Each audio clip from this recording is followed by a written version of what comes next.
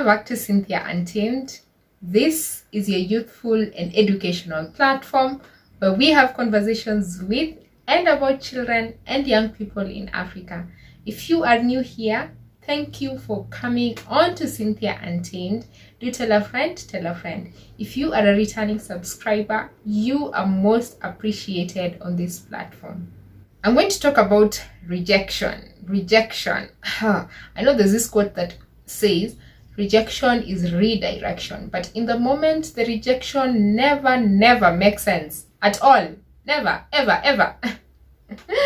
I don't know if that's the same situation for you, but for me, it's usually the case. So here's a background. I'm actually holding my laptop because I'm going to be using it in this video. But in this was before the pandemic, 2019, December, Christmas, I was seated at my desk at the office, and suddenly this lady starts celebrating, and I get curious, oh, what's happening? And then she announced, oh, my daughter got into Harvard. And I thought, wow, that is so amazing. That is so well deserved. And then she said that her daughter got a 90% scholarship to Harvard. And I thought, wow, 90% is a lot. I'm sure 10% would be reachable. And I was just like, wow, that's so amazing. And then I loudly said, gosh, I wish I could also get into an Ivy League school. So this lady goes on to ask me, and why aren't you there yet? And I said, first I kept quiet. And she asked me, have you ever applied to an Ivy League school? And I said, no, I have never applied to an Ivy League school. And she asked me, why haven't you ever applied to an Ivy League school? I think you're capable. All you need to do is just apply. If they reject you, but at least you'll have applied. And let me tell you, I got this pep talk about how I should apply to an Ivy League school and stop wishing I could get into. And then I realized the reason why I hadn't applied is because I didn't think I could get in, so I just never applied. But every time I had someone had gotten into an Ivy League school, I'd be like, I wish I could get in.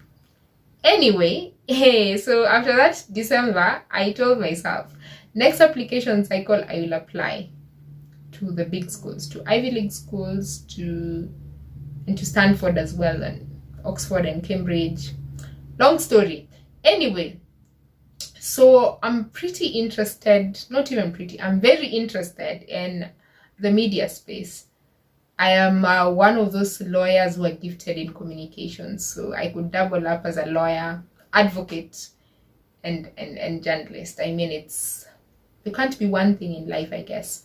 Anyway, so next application cycle 2020, I decided I was going to apply to one of the Ivy Leagues or a couple of the Ivy Leagues that were offering journalism at a master's level. And so I looked through all the, are there 7 or 8 Ivy Leagues?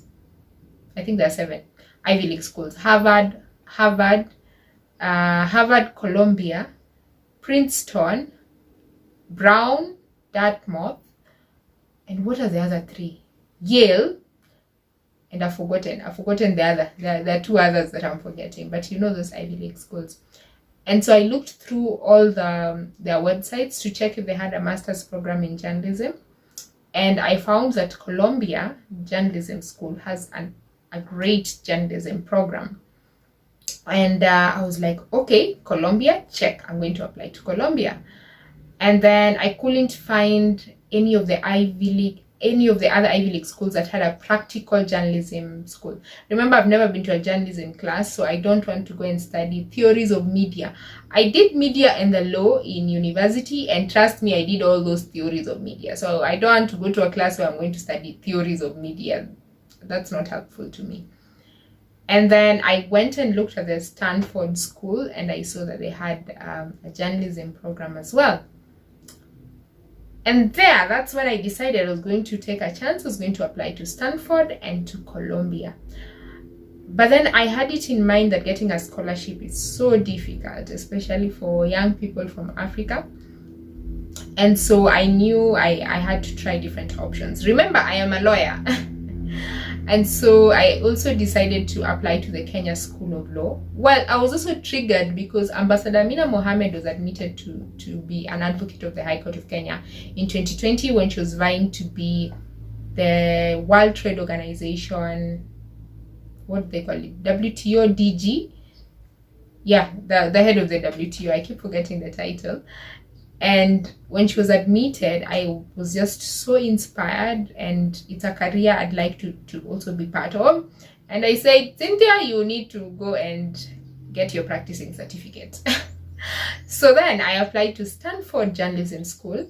I applied to Columbia Journalism School. And then I also applied to the Kenya School of Law.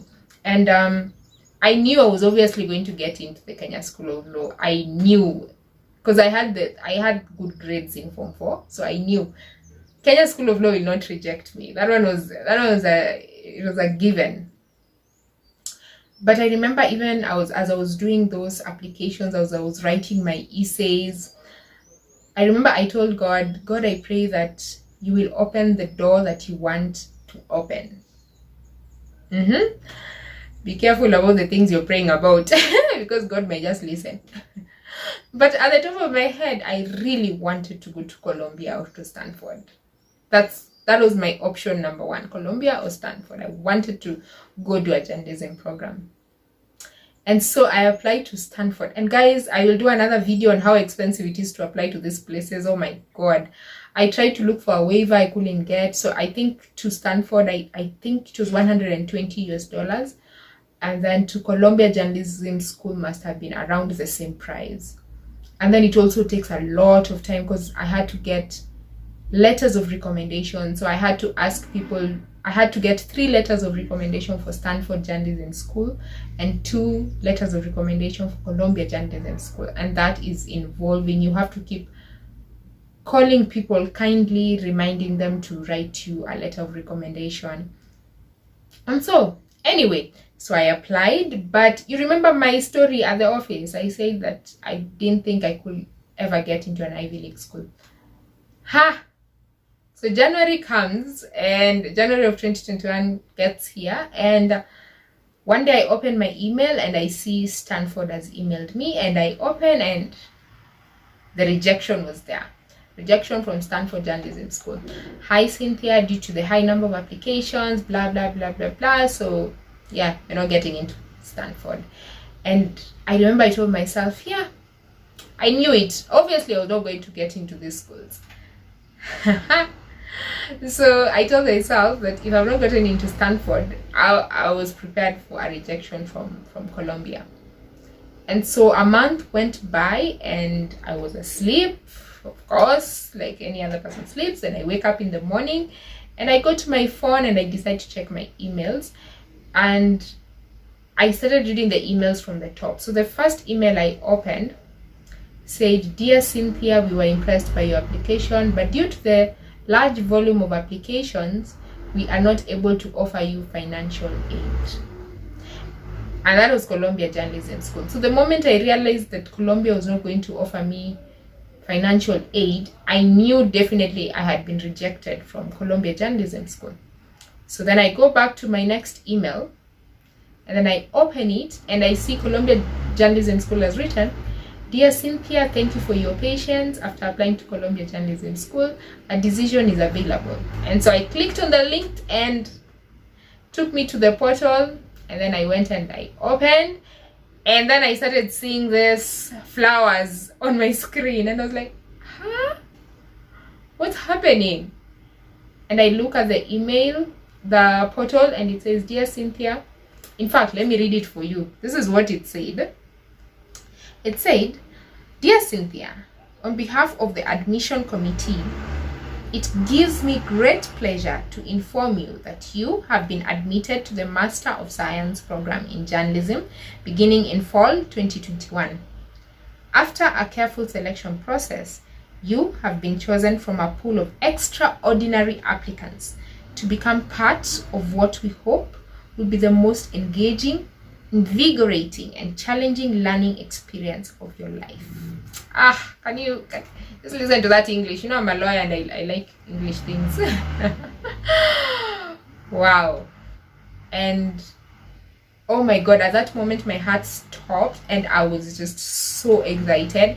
I couldn't believe that I'd actually gotten in. Like, I had said I would never get into an Ivy League, and I got in.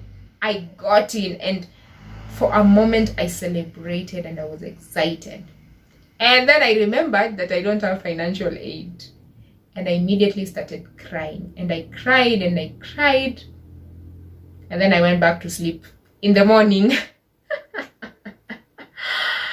Oh my goodness. So then I kept quiet about it. I knew it. I knew something in me just said it's a done deal. It's a done deal. But I started reaching out to people after like 2 days. I think I told a few people, I've gotten into Columbia Journalism School. I don't have financial aid. What do I do? Some had no idea what to tell me except God has a reason for everything. Yeah, and then I decided to just keep quiet about it. And then something told me, how about you do a tweet and see if somebody has solutions out there. So I tweeted, I've gotten into Columbia Journalism School. Does anyone know how I can get financial aid? And of course, there was a lot of positivity. People started giving me solutions, options. People told me to start a fundraiser. People told me to do a lot of things. Oh my god, it was so tiring. It was just so tiring. And then one of the solutions that someone gave me was, why don't you try writing to organizations? They probably have funding and you don't know. So I started reaching out to organizations, writing. Oh my god, I wrote to so many places, including, do they call it the Columbia World Centers or something? I wrote to them. They didn't have money. And then I wrote to very many other organizations, and none of them say they have money. Then one of the other options that people suggested was, why don't you try to do a fundraiser? And then someone else reached out to me and said, don't do a fundraiser, because the fundraiser, remember, I was raising 12 million Kenya shillings to go to this school. They said the challenge with the fundraiser is that some people will give you the money, but they will expect something from you. So you will go, when you come back, they will always call you to do something for them. You will owe them for the rest of your life. For others, they told me, if you do a fundraiser and you go there, you can imagine, for example, you're in New York and you decide, let me go for dinner at a nice restaurant in New York. And you post that picture and they will say, oh, so you're using our money to eat. So there are always going to be people who will dictate how you will spend whatever they donated.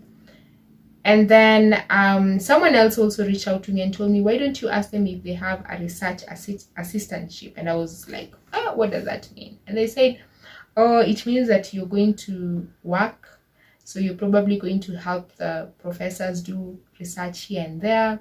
They might allow you to work in the library, and in turn, your service will go into paying your school fees. Oh my goodness. Others told me to get a loan. And then someone else told me, don't get a loan. You will be in debt for the rest of your life, because it's not a guarantee that when you come back after 9.5 months, you will be earning 1 million a month, such that you'll be able to pay back the 12 million with interest. And someone else told me, why don't you have a call with the admissions office? So people gave me so many options. Yeah, so I decided to have a chat with the admissions office. I reached out to them. They set up a Zoom meeting. And then after talking and explaining my financial desperation, they said, so we are sorry, we no longer have any money available. Oh, and that, I think that was the, what do they call it? That was the final, I think there I knew to the finality. This was not heading anywhere. And then I remember, you remember the tweet I was talking about? So I had tweeted and People were commenting, some were saying, oh, I was accepted there a few years ago. I never got to go there because I also never got funding. Someone else reached out to me and told me she had gotten partial funding. So she had gotten funding for tuition, but didn't get funding for living expenses. And living expenses is like 3 million Kenya shillings. And then 8 million is for the tuition, 8 million Kenya shillings. And so she told me, why don't you just talk to them, try and see if they can give you money, try and be patient. Maybe some people will not accept their places and maybe the funding will go to you. Yeah, I was patient and it never happened. It never happened. They never gave me a single cent. The admission office just sent me a couple of links to go and apply to other external funding sources. But when I was looking at those funding sources, you find that just $1,000 here, $2,000 there. And when you think you need 12 million Kenya shillings and you're not guaranteed that if you apply to $1,000 here, $2,000 there, here, there, that it will add up to 12 million Kenya shillings. And for each of them, you had to get letters of recommendation, you had to write more essays, and it felt like it was just going to be a daunting process. And so I think I just sat down and I realized this was not God's plan for me. Well, maybe in future it will happen, but at that point, I knew it was not going to happen, and I had to start reconciling the fact that I was not going to go. And then one day I just woke up and I was at peace. I was like, I'm not going to Colombia and I'm okay with it. Let me tell you, a few weeks passed, I woke up and I was devastated. I don't know what, I woke up at peace. This time I woke up and I was so frustrated. I couldn't understand how I didn't get funding. Of course, there are people who reached out and they're asking me, did you apply for funding? And I'm like, yeah, I applied and then I didn't get it. Well, some people just want to be sure that you actually applied for funding. That's why you didn't get funding. Yeah, so I just sat down and then I remembered, oh yeah, there was a time I'd actually prayed to God that the right door will open. And as you have been watching my vlogs, of course, you know the door that opened. Check out those videos, by the way. You know the door that opened. And so here are the lessons I learned about rejection. That sometimes rejection is an opportunity for you to discover your gift and to stop underestimating yourself.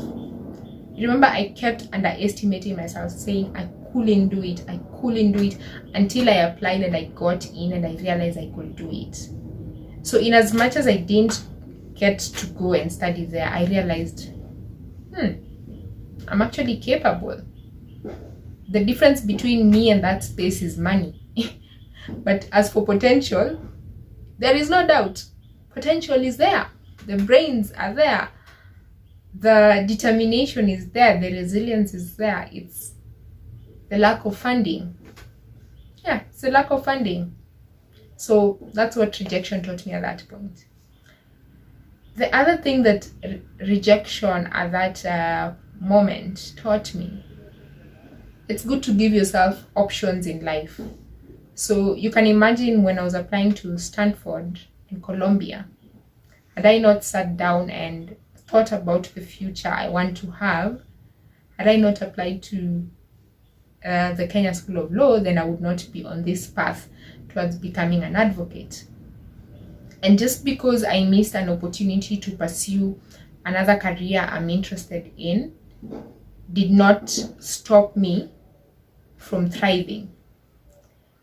I still had options. I still had another great career that I equally enjoy and love that I could pursue. So applying to those three spaces gave me options. So I also learned to give myself options. The other thing I also learned was, you remember I told you I applied to Stanford and Columbia. Then I didn't apply to other schools. So people told me, guys who were reaching out with solutions told me, try and apply to as many schools as possible. Don't apply to 2 schools. Apply to as many schools and programs and opportunities available. They may not be Ivy League institutions, like I still want to go to. They may not be those spaces, but apply to those other spaces, because perhaps that's where you're going to get the funding that you need. So that's also another thing I learned. It's good to spread your choices, allow yourself to see what's out there, not just in Ivy League schools, but in many schools of the world, many opportunities that exist. The other thing I learned about this rejection was it's okay to ask for help. Do you remember I was telling you the first time when I got in, I decided to keep quiet. When I got in and then I didn't have funding, I decided I'm going to keep quiet, then I will not say anything. I just shut up. But I also learned it's okay to ask for help, because when I did the tweet, I got encouraged when people were saying, oh, I was accepted there 3 years ago. I didn't get funding, so I never got to go there. Other people reached out to their solutions. They may not have worked, but I tried them out. So learn to ask for help. It's okay to ask for help. There were people who were kind enough to call me. People actually called me. Some called to console me. Some called to give me options. But there are people who actually called me and told me of other opportunities out there that are available that I could apply for in the future. So I even got to learn about other opportunities, which maybe I should do a video later on, but I got to learn about other opportunities that probably I would have not known. I would not have known that you can go and be a research assistant or be a teaching assistant. I wouldn't have known that. Then there are other people who tried to tag influential people on Twitter. And I was like, okay. Okay, thank you for tagging. One of them actually said, oh, congratulations, I'm really proud of you. She commented there. Gina Dean commented. Oh, Gina Dean is the, what do we call her? She's the PR guru of Africa. By the way, go check out her story on CynthiaUNTAMED, CynthiaUNTAMED.com. I interviewed her a couple of years back. She said, congratulations. So she may not have had the capacity to help me financially, but there was an encouragement from her. So I learned it's okay to ask for help when you get rejected. I also learned that your attitude really matters. Your attitude counts for how you approach challenges. So I remember when when the dust had settled and I knew I was going to go and pursue my practicing certificate, I remember I just sat down and I said, I'm going to go to the Kenya School of Law and I'm going to do it with a very positive mindset. Let me tell you, I have had all sorts of stories about this place. But this place for us is online anyway. But I've had all sorts of stories. I've had the most horrendous of stories. But I told myself, despite the weird stories I was hearing, I was going to do it with a positive attitude. I was going to be at the forefront of doing the work that is needed to be done so that I get through it. Of course, I do not know how the future will look like, but for now, I will do it with a positive attitude. So even when I joined school, I decided to be a farm leader. The dreaded task of being a farm leader. I'll do another video on being a farm leader at Kenya School of Law sometime later. But I decided to be a farm leader. I decided to do what I could. And as of now, I'm doing what I can. The results will show later, but I'm doing what I can now. So I learned, it's good to have a positive attitude. And I realized even with being positive, I became open to learning the law. Like I had loved, just because I'd missed out on my other career, I knew I was still going to thrive in this area. So yes, then I've started interacting with topics that I like. Right now we're doing legislative drafting, which is the art of writing legislations, laws. And then I realized, oh wow, had I gone to Colombia, I would not have interacted with legislative drafting. And in my line of work with children, I realized that we need policies for children, and we need people who can advocate for those policies, who can write those policies, who can interpret those policies. In fact, right now, the children's bill is in Parliament. And I got to interact with civil society in that process of coming up with a new Children's Act. So you can imagine, had I gone away, I would not have interacted with the bill. I would not have interacted with legislative drafting, developed that interest. I also learned that rejection shouldn't define you. Just because you are not accepted at Oxford, Harvard, whether financially or you got in like me, then still didn't get in, it shouldn't define who you are. You're still so capable of doing amazing things.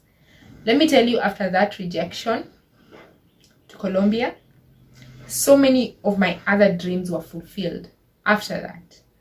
One, I got to address 4 heads of state during the Generation Unlimited meeting. President Uhuru Kenyatta, former Prime Minister Gordon Brown, President Masisi of Botswana, and the Prime Minister of Belgium. That was one of my dreams for the longest time. Had I been away somewhere in another country, I would not have had that opportunity to address 4 heads of state. I also got to really do the Raise Your Hand campaign. I've talked about it a lot on this video, but I was also able to do it. And that rejection enabled me to do that campaign, because I would have been so busy, I would have never focused on that campaign on education.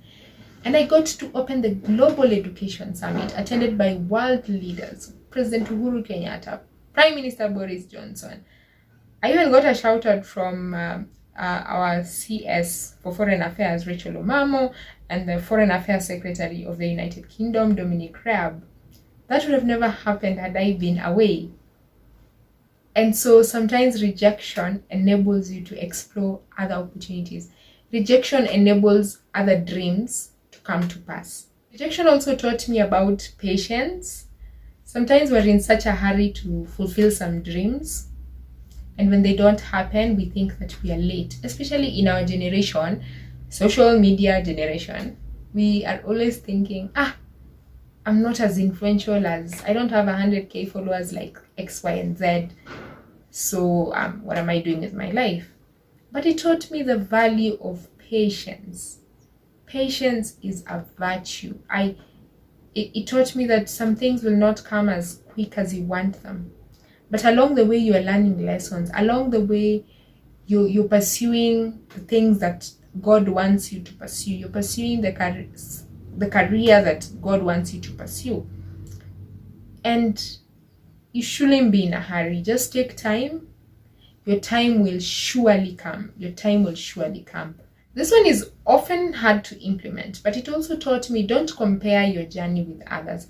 You see, in between me getting accepted, not getting financial aid, deciding to pursue my advocate practicing certificate, people were posting how they've gotten scholarships to go, I don't know, study where. People were posting stuff. I told you we are this social media generation, and sometimes I'd see those posts and I'd get so discouraged. I'd be like, why am I not the one getting those scholarships? And then I remembered there's somebody else somewhere who is sitting and saying, I wish I could achieve the things Cynthia is achieving. And I learned to be grateful. I learned to be grateful with what I have achieved now and what God has enabled me to achieve now. I learned those things. I think had I just gone straight, I would not have learned those things. So now I'm so grateful of my journey. I'm so grateful of the things I'm achieving, not achieving, achieving and not achieving, but it's just part of the process. And I learned to take those little things with a lot of grace and with a lot of thanksgiving in my heart, and always remembering that when God gives you a space, go there and thrive, do your best. And when God wills for the opportunity to open up, it will open up wherever He wishes to open up. Rejection also taught me to continue pursuing opportunities and spaces aggressively, because it's never a guarantee that one space is what will make you successful. Like, could have gone to Colombia and not been as successful as I want to be. So it taught me to continue being aggressive in what I want to achieve. So if you watched more of my videos, you've probably seen me moderating a couple of sessions. But one of the other spaces I've always wanted to moderate, like a professional space, is the World Bank. And because I kept watching videos about how to moderate, how to interview people, how to do all this media stuff that I do over here, in October of 2021, I got an opportunity to interview the chief economist for World Bank Africa. And that was huge for me. The chief economist. That is huge. If you've not watched my behind the scenes of how I was doing it, please do go watch it. When we were launching Africa's Pulse, the World Bank's macroeconomic outlook of sub-Saharan Africa. That's a mouthful. But it taught me to continue being aggressive, because the more I continued to teach myself how to interview, how to moderate, the more somebody else was watching and knowing, I know Cynthia is gifted in that space. When the opportunity opens up, I will recommend her to that space. So that's how I got to interview the chief economist for World Bank Africa. So I am available for those panel moderation opportunities. Anyway, you guys, that is it for some of the lessons I learned from being rejected from Columbia Journalism School. What are your stories of rejection? I'm very curious to know. What are your stories of rejection? Tell me. How was it? How did you deal with it? How did you overcome it? And after that rejection, did other doors open? What were they? I'm very curious to know. Please do comment below and encourage a fellow child or youth of Africa. My call to action to you today is to check out one of my videos where I talked about how you can address the president. Remember, I've talked a lot about rejection, but I also mentioned that I got to address 4 presidents. So I want you to go check out that video and get tips on how you can excel when you address global leaders like I have. Thank you for being part of Cynthia Untamed as always, and I will see you in the next episode.